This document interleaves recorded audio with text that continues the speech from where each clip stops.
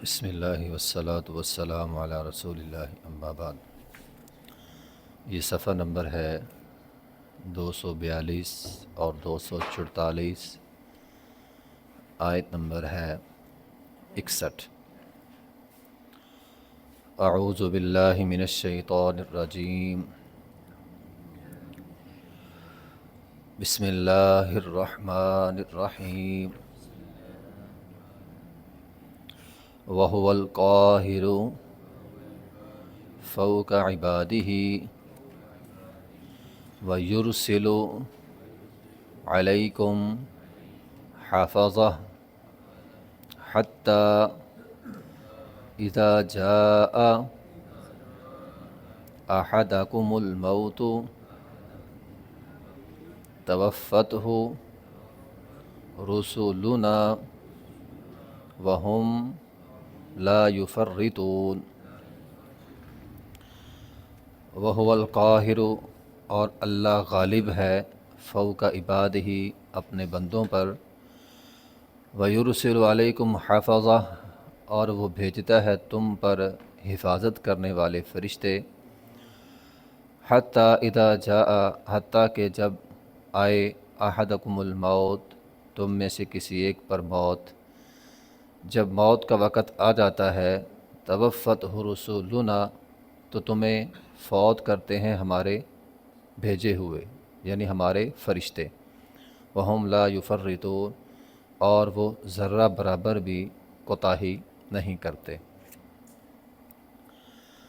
وہو القاہر، اللہ تعالیٰ فرماتے ہیں کہ اللہ قہار ہے۔ یہ قہار عربی کا قہار ہے، ہمارا اردو والا نہیں ہے۔ وَهُوَ الْقَاهِرُ، اللہ قاہر ہے، اللہ قہار ہے۔ قہار کا معنی ہوتا ہے غالب ہونا، جس طرح ہم پڑھتے ہیں نا وَهُوَ الْقَادِرُ، اللہ قادر ہے ہر چیز پہ۔ اللہ ہر چیز پہ قادر ہے، لیکن قہار کے اندر قدرت قادر سے بھی بڑھ کر ہے۔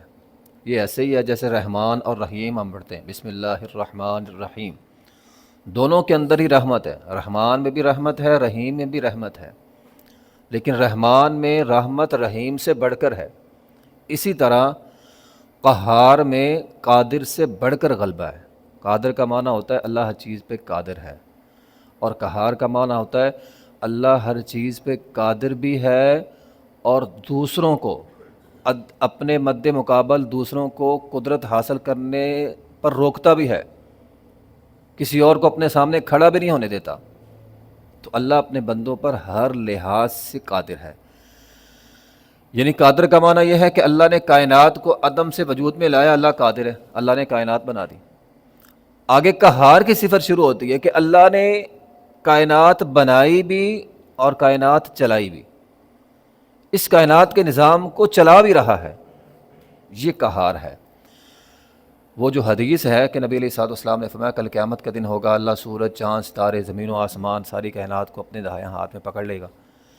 اس وقت اللہ تعالیٰ فرمائے گا لمن الملک اليوم للہ الواحد القہار، وہاں پر بھی یہی قہار ہے کہ اللہ، یہ جو بڑے بڑے آئے دنیا میں جنہوں نے کہا انا ربکم الاعلی، اللہ تعالیٰ فرمائے گا ہاں بھی کدھر ہو، لمن الملک اليوم للہ الواحد القہار، آج بادشاہت اللہ کی، آج قہار اللہ ہے۔ تم نے دنیا میں دعویٰ کیا تھا میں قادر ہوں، لوگ کہتے تھے انا ربکم الاعلی، اللہ تعالیٰ فرماتے ہیں کہاں ہے وہ۔ تو اللہ قادر بھی ہے اور دوسروں کو روکتا بھی ہے، دوسروں کو پکڑتا بھی ہے، ظالموں کو ہاتھ بھی روکتا ہے۔ مشرکین مکہ کہتے تھے نا کہ نبی علیہ الصلوۃ والسلام کے حوالے سے، معجزات کے حوالے سے، اللہ تعالیٰ فرمایا اللہ غالب ہے، اللہ قادر ہے ہر چیز پر۔ قرآن مجید کے اندر آتا ہے قل اللہ الملک مالک الملک تؤتی الملک من تشاء وتنزع الملک ممن تشاء وتعز من تشاء وتذل من تشاء۔ اللہ نے پوری دنیا کا نظام چلایا ہوا ہے، بیمار کو صحت مند کر دے، صحت کو بیمار کر دے، امیر کو غریب کر دے، غریب کو امیر کر دے، ہیں جس کو چاہے عزت دے، جس کو چاہے ذلیل کر دے، جس کو چاہے جو مرضی دے، وتعز من تشاء وتذل من تشاء بیدک الخیر، ساری خیرات خیر اللہ کے ہاتھ میں، یہ ہے قہار۔ تولج اللیل فی النہار وتولج النہار فی اللیل، دن کو رات، رات کو دن، پریشان کو پریشانیاں دور کر دے، اچھے بھلے آدمی کو پریشان کرتے، زمین میں فساد بھی آتا ہے، بگاڑ بھی آتا ہے، اس کی اصلاح بھی ہو جاتی ہے۔ تو یہ قہار ہے۔ زمین کے نظام کو چلانے والا قہار۔ وَهُوَ الْقَاهِرُ فَوْقَ عِبَادِهِ۔ تو اے مشرکین مکہ، تم کہتے ہو ہم اللہ سے بھاگ جائیں، کہ نہیں، بھاگ نہیں سکتے۔ اللہ ہر لحاظ سے اپنے بندے پر غالب ہے، غلبہ پانے والا ہے۔ اللہ ہمارے اوپر غالب ہے ہر لحاظ سے، ہم کسی بھی لحاظ سے اللہ سے بھاگ نہیں سکتے۔ ہاں، یہ الگ بات ہے، اللہ رحیم ذات ہے، اللہ مہلت دیتا ہے، اللہ پکڑتا نہیں ہے۔ وَيُرْسِلُ عَلَيْكُمْ حَفَظًا۔ اللہ تعالیٰ نے تم پر اپنے محافظ مقرر کیے ہوئے ہیں، ہمارے اوپر محافظ ہیں اللہ تعالیٰ کی طرف سے۔ ایک تو محافظ سے مراد فرشتے ہیں جو ہمیں آفات سے بچاتے ہیں، لَهُ مُعَقِّبَاتٌ مِّن بَيْنِ يَدَيْهِ وَمِن خَلْفِهِ يَحْفَظُونَهُ مِنْ أَمْرِ اللَّهِ۔ آگے پیچھے دائیں بائیں اوپر نیچے ہر لحاظ سے ہماری حفاظت ہوتی ہے۔ کبھی کبھار ہمیں غور کرنا چاہیے نا، یہ غور کرنے کی باتیں ہیں۔ حادثہ ہوتے ہوتے بچ گیا، حادثہ ہونے لگا بچ گیا، تو ہم کیا کہتے ہیں؟ وہ میں نے بریک ماری، میں نے یہ کیا، بچ گیا۔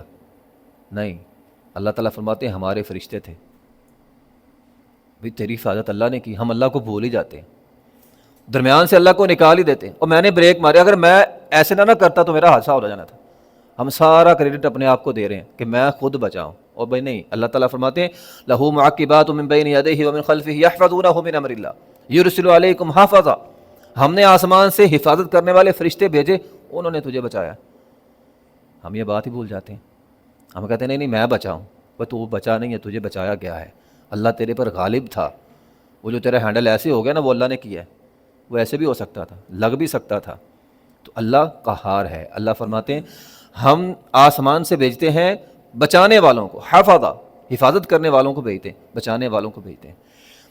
اسی طرح قرآن میں کرامن کاتبین کو بھی اللہ تعالیٰ نے فرمایا وَإِنَّ عَلَيْكُمْ لَحَافِظِينَ، وہ بھی تمہارے محافظ ہیں، وہ تمہاری حفاظت ہے اعمال کے، جو بھی نیکی کرتے ہو، جو بھی نیکی۔ آپ ایک چھوٹی سی نیکی کرتے ہیں، بندہ بعض اوقات سمجھتے ہیں یار میں اتنی نیکیاں کرتا ہوں، فائدہ کو نہیں ہوتا، لوگ میری قدر نہیں کرتے، یا دل میں باتیں آتی ہیں میں تو اچھے کام کرتا ہوں، میں تو بھلائی کے کام کرتا ہوں، مجھے آگے سے کوئی حوصلہ افزائی نہیں ملتی۔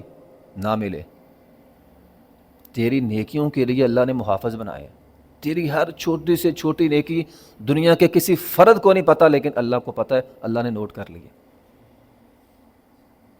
تو مت سمجھ میری کوئی قدر نہیں کرتا یا مجھے کوئی حوصلہ افزائی نہیں دیتا، نہ دے بھی، دنیا کیا دے سکتی ہے؟ کچھ بھی نہیں۔ اللہ تعالیٰ فرماتے ہیں ہم نے محافظ مقرر کیے ہیں، تیرا ایک ذرے برابر نیک عمل وہ اللہ نے نوٹ کر لیا، میدان محشر میں اللہ تیرے سامنے رکھ دے گا۔ یہ وہ تیری نیکی تھی، دنیا نے نہیں دیکھی، دنیا کو نہیں پتہ چلا، تو نے خالص اللہ کے لیے کی ہے، اب یہ تیرے نامہ اعمال کے اندر آ گئی۔ تو یہ حفاظت ہے۔ تو اللہ ہمارے اعمال کی بھی حفاظت کرتا ہے، ہماری بھی حفاظت، ہمارے اعمال کی بھی حفاظت کرتا ہے۔ اور پھر ہمارے اعمال تو ہر روز وہ جو حدیث ہے پیش بھی ہوتے ہیں نا، صبح و شام، فجر کے وقت اور عصر کے وقت اللہ کے فرشتے اللہ کے پاس لے کر جاتے ہیں۔ اللہ تعالیٰ بندوں سے پوچھتے ہیں، اللہ تعالیٰ فرشتوں سے پوچھتے ہیں میرے بندے کیا کر رہے تھے؟ اے اللہ وہ نماز پڑھ رہے تھے۔ خوش نصیب ہیں وہ لوگ فجر کی نماز جماعت کے ساتھ اور عصر کی نماز جماعت کے ساتھ پڑھتے ہیں، اور فرشتے جماعت کے ساتھ نماز پڑھنے والوں کی گواہی اللہ کے پاس دیتے ہیں، اللہ ہم جب گئے تھے نماز پڑھ رہے تھے، جب آئے تھے نماز پڑھ رہے تھے۔ تو یہ خوش نصیب لوگ ہوتے ہیں جو فجر کی نماز اور عصر کی نماز جماعت کے ساتھ پڑھتے ہیں۔ تو وَيُرْسِلُ عَلَيْكُمْ حَفَظًا، ہم نے تم پر محافظ مقرر کیے ہوئے ہیں۔ حَتَّى إِذَا جَاءَ أَحَدَكُمُ الْمَوْتُ تَوَفَّتْهُ رُسُلُنَا، جب تم میں سے کسی ایک کا موت کا وقت آتا ہے تو ہمارے فرشتے اس کو قبض کر لیتے ہیں۔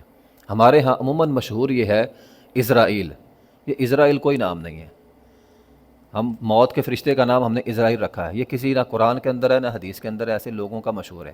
قرآن کے اندر ہے قُلْ يَتَوَفَّاكُمْ مَلَكُ الْمَوْتِ، ملک الموت اس کا نام ہے۔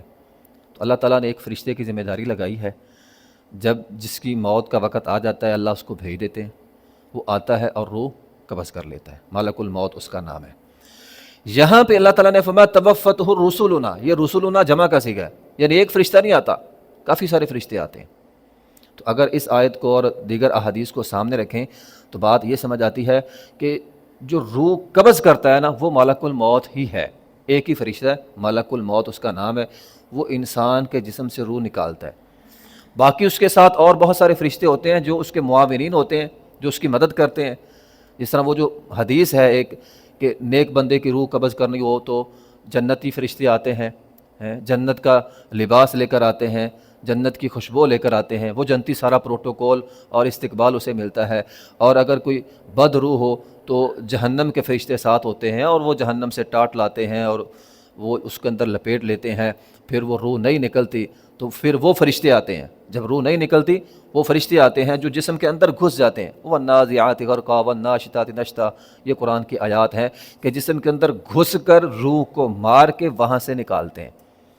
تو یہ سارے معاونین ہیں۔ اصل روح جو نکالتا ہے جسم سے وہ ملک الموت ہے، باقی سارے معاونین ہیں۔ روح نہ نکلنی ہو وہ اندر گھس کے نکالتے ہیں، اسے مار پیٹ کرتے ہیں، اس کی طبیعت صاف کرتے ہیں۔ اور اسی طرح اگر جنت والا ماحول ہو، نیک بندہ ہو، تو جنت کا سارا پروٹوکول ہوتا ہے فرشتوں کا، ٹھیک ہے، وہ استقبالیہ سارے فرشتے ہوتے ہیں۔ تو یہ ہے اللہ تعالیٰ نے اس لیے جمع کا لفظ یہاں پہ بولا، حتیٰ اذا جاء احدهم الموت احدکم الموت توفته رسلنا، تو ہمارے فرشتے جو ہیں وہ روح قبض کرتے ہیں، مومن بندے کی روح قبض کرتے ہیں جیسے مشکیزے سے پانی کا قطرہ۔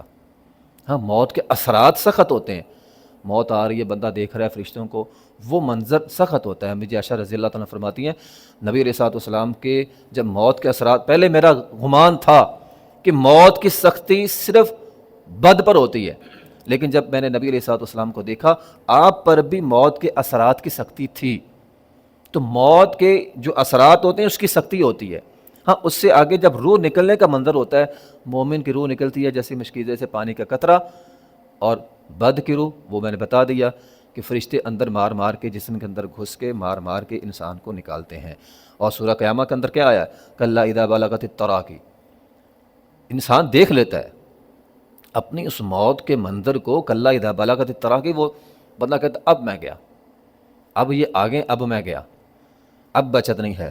وقیل من راق، اور کوئی لاؤ، کو بچاؤ، مجھے بچانے والا کوئی نہیں ہوگا۔ وظن انہ الفراق، اسے یقین ہو جاتا ہے کہ اب میں جانے لگا ہوں، اب کوئی دم جھاڑ کام نہیں آئے گا، کوئی ڈاکٹر کام نہیں آئے گا، کوئی کچھ کام نہیں آئے گا۔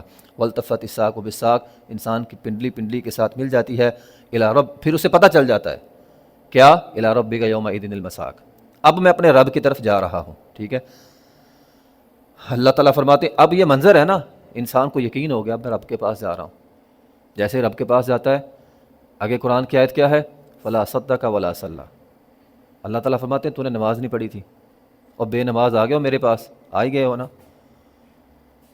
اللہ تعالیٰ اگلی آیت فرماتے ہیں ثم ذهب الى ربه، ثم ذهب الى ربه يتمطى، اپنے گھر میں ایسے سینہ چوڑا کر کے رہتا تھا، میں نے نہیں پڑھنی، میں نے نہیں جانا، میں نے یہ نہیں کرنا، میں نے وہ نہیں کرنا۔